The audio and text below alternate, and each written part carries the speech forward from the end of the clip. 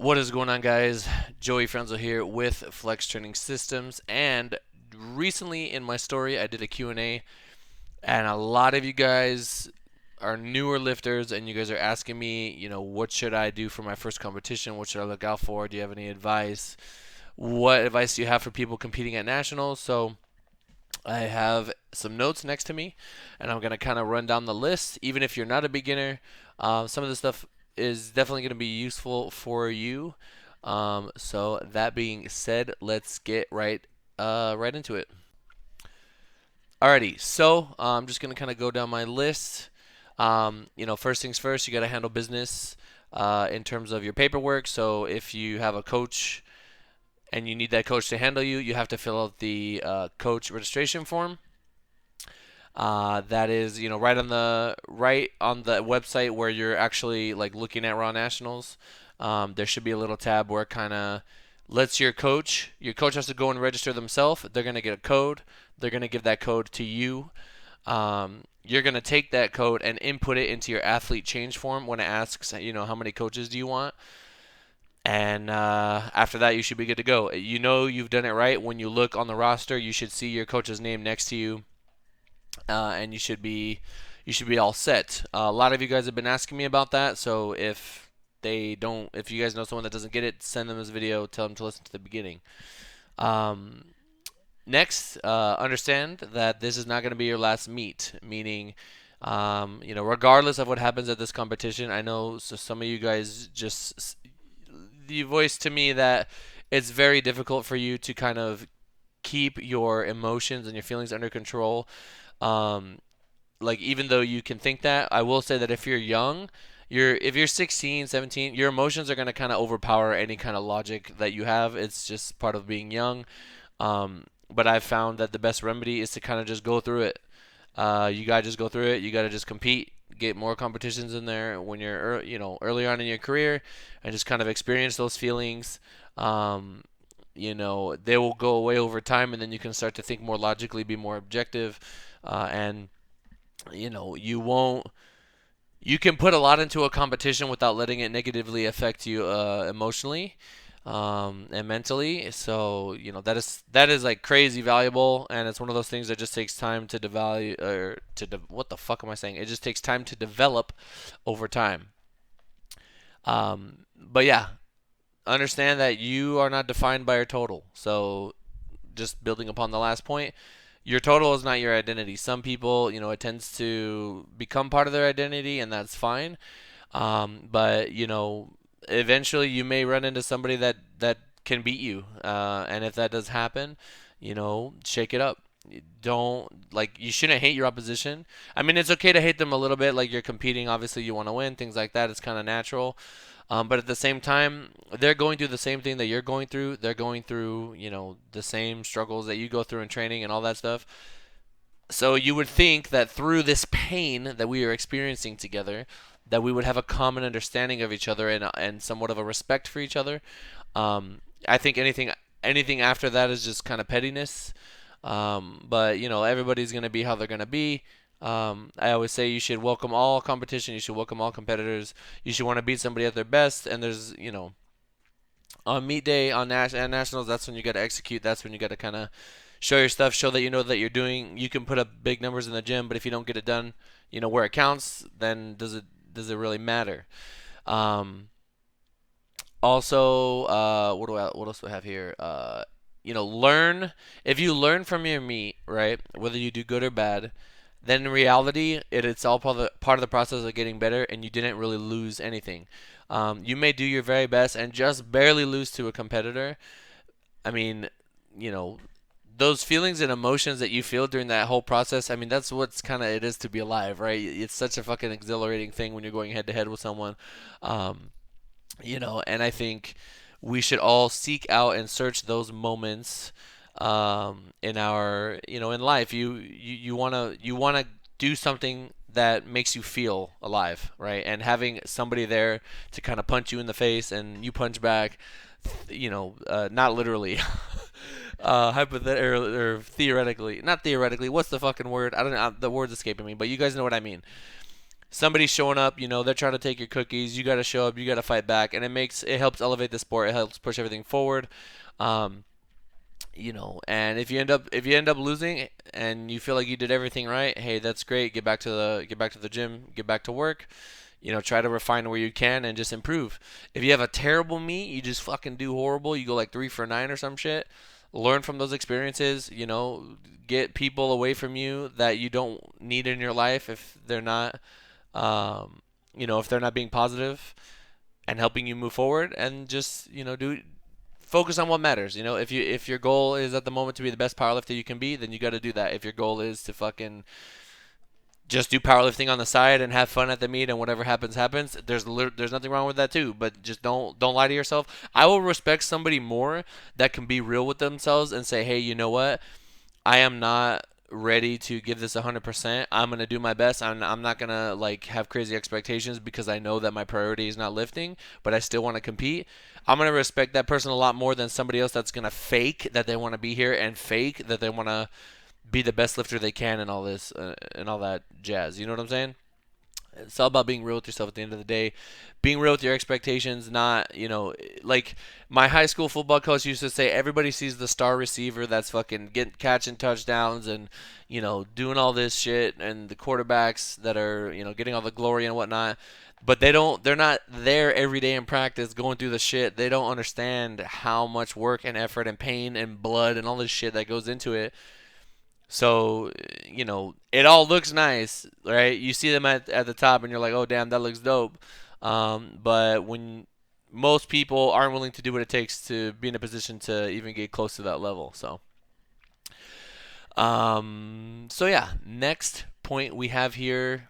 Don't be afraid to ask for help. So especially at nationals, even if it's your first local meet, don't be afraid to ask for help. If you need help with something, if you don't understand something, if you're not sure about your equipment, if you're not sure about what time you're supposed to go out, if you don't know when you're supposed to warm up, I can't tell you how many times they're so freaking common that people just aren't paying attention to timings and their warm ups, and they're just like they take like 3 warm-ups and maybe they're not even close to their planned opener, and now they got to skip their opener or some craziness happens. Ask for help. There's no shame in asking for help. If you have a coach, ask them for help. If you don't have a coach, it's your first time, especially ask for help. Ask other lifters. My first meet, I remember I was asking everybody for everything. I wanted to make sure I knew everything that I could. Even before the meet, I was emailing the meet director just make sure I had all the details down. Read the confirmation emails and all that stuff so you know exactly where you need to be, what time you need to be there, and all that stuff. And I mean, you can make a checklist if you're one of those people that just does better with lists and things like that. But yeah, just don't be afraid to ask for help. Most people are going to be pretty helpful for the most part, and they're going to point you um, in the right direction. Kind of going under the same topic is just make sure your gear's approved. So you don't want to get to nationals. You're walking out for your squad, the timer's going, and then they stop you and say, "Hey, you can't wear this. This is not approved." That's just gonna cause all kinds of problems. So you gotta do that research and make sure you got it down ahead of time. Next is a big one here. Take what you have.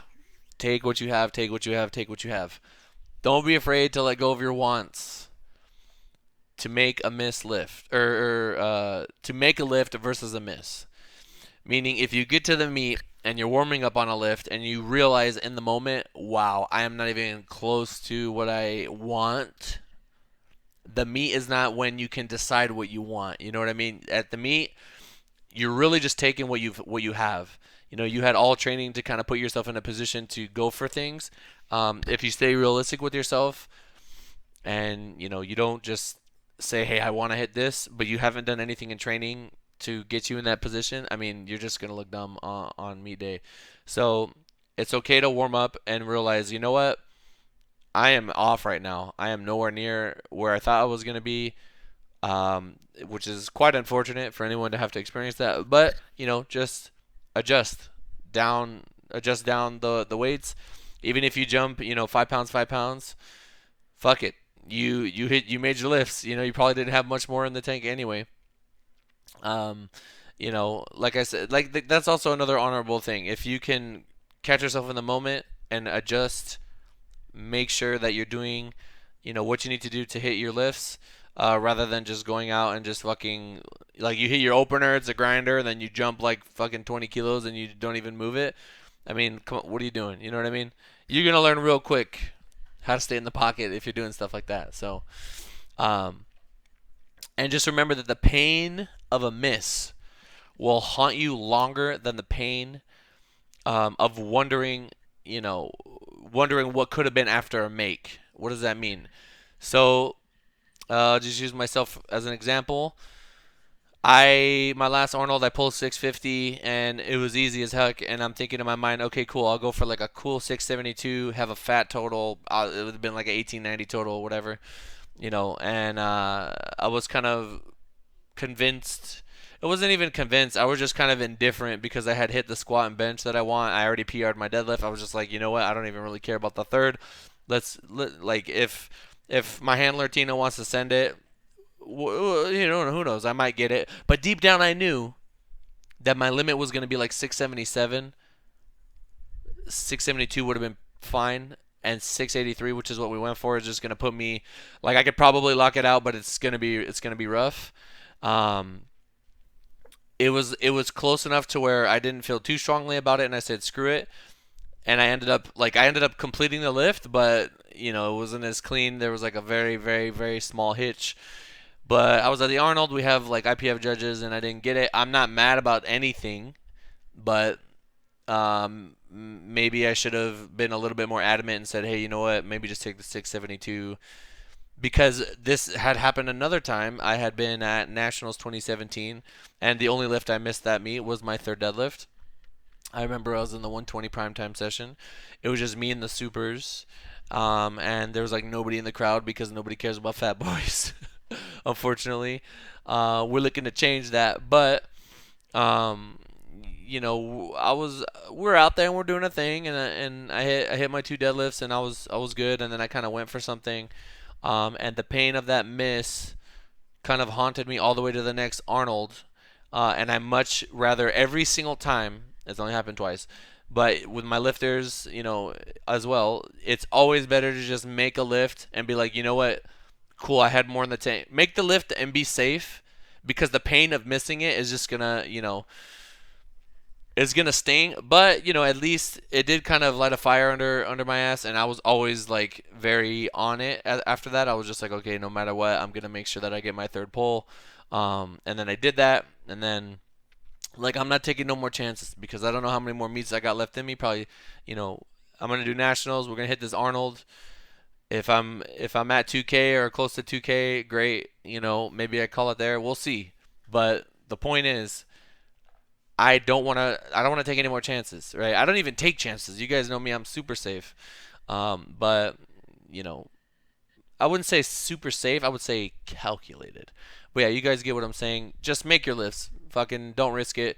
If you have any doubt, just don't do it. It's not. It's literally not worth it unless you're trying to go for it. Most of the time, like when people send it or they go for it, they don't get it. It does happen rarely, but it's just like, you shouldn't be guessing what you have on the day, especially when you're already out there. Um, and just remember, enjoy the moment. You gotta enjoy the moment. You have to enjoy the moment. That's like the whole fucking point of us being here, is so that you can kind of live in those moments. I have moments from many, many nationals, and I just remember them so vividly. I remember the energy, the electricity in the air, just the fucking hype, like how overwhelming it was just to be there in that moment. And that's what it's about. Just be there, have fun with it, enjoy the crowd, and fucking that's what it's about. The last thing I have here is to trust your coach. That's why you have them. If you have a coach and you're kind of second guessing everything that they do, you're just gonna overthink and you're not gonna get anywhere. You guys know overthinking is a fucking cancer. It is literally, it is a just a toxic thing. You know what I mean? If you have a coach and you're paying them and they're there for a reason, trust them. Trust them. Focus on you. Focus on what you need to do so that they can do their best. You can do your best. You guys come together and you guys get shit done. You have to offload that stress onto somebody else if that's what they're there for. It literally makes no sense to kind of stress yourself and have them there at the same time. So let them do their thing, and then you can evaluate after whether or not that things went how you kind of wanted them to. At the same time, if you have a coach, it's kind of weird. Like, you can have an opinion, but your opinion is going to be based on your experiences. And if you're super inexperienced, then it doesn't really make sense to have too much of an opinion. Does that make sense? I hope that makes sense. Anyway, guys, I hope you find this video useful. If you're one of those newer lifters that needs, some sort of advice, or you've never competed before, or you want to do nationals for the first time, this video is for you. If you guys know anybody like that, send them this video. Have them listen to it. I'm sure it's going to be very helpful. Come up to me at Nats, say hi, shake my hand. Let me get a let's work in the comments down below. Let's work in the comments down below. If you are from my Twitch chat, let me know. Let me know in the comments down below. I'm going to leave all relevant links to other socials, down below. Just so you guys know, I typically put my ebook that I'm promoting. It's like an awesome book for nutrition and training in the description of all my videos. If you want to learn, if you want to get more out of your coach, if you want to get more out of training, if you want to have a better understanding of everything, I don't really know of a better source. I literally can't think of one. It's super affordable. You get lifetime updates. It's in the description below. Also, you guys already know code FLEX10 on PR Breaker. That's, I literally just ordered 6 more bottles because I use it so much. For the pre-workout and the protein. What else? Yeah. Everything else down below. Thank you guys so much. Let's work in the comments down below. And I will talk to you in the next one. 6 weeks out. Raw Nats. Let's get it.